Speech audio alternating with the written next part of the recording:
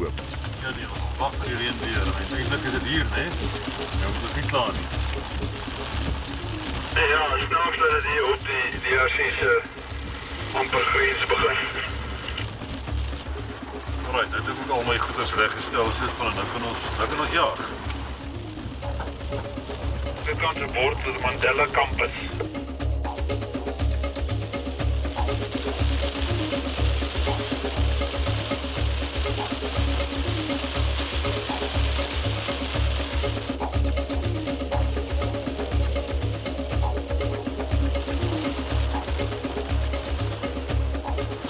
Ja, skielik kom hierdie bande tot hulle reg, né?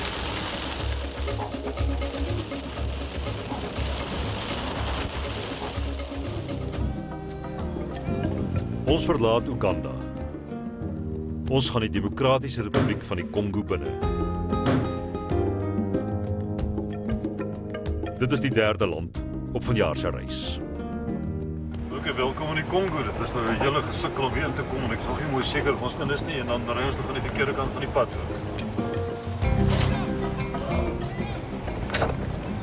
Baie dankie, hier gaan ons. As jy Lyk my dis maar hoe die paaie is. Hier is een van die beter paaie waarskynlik waar ons in die volgende klompie weke gaan ry. ja, dit is maar ek moet sê die voertuig hanteer fantasties. Die bande sit ongelooflik lekker op hierdie pad en dis kom met amper nie agter die mediese suspensie.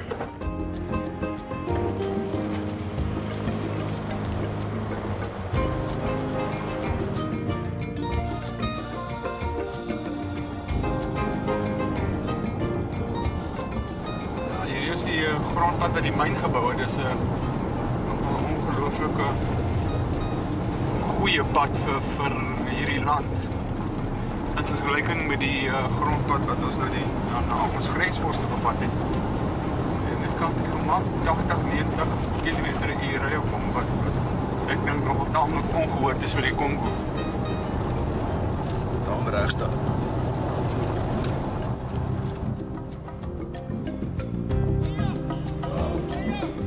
Die roete neem ons vanaf Pakwach oor Arua na die dorpie Doku.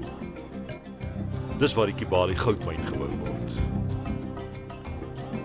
Ons nader Kibali. By die lughawe wag Louis van der Merwe vir ons.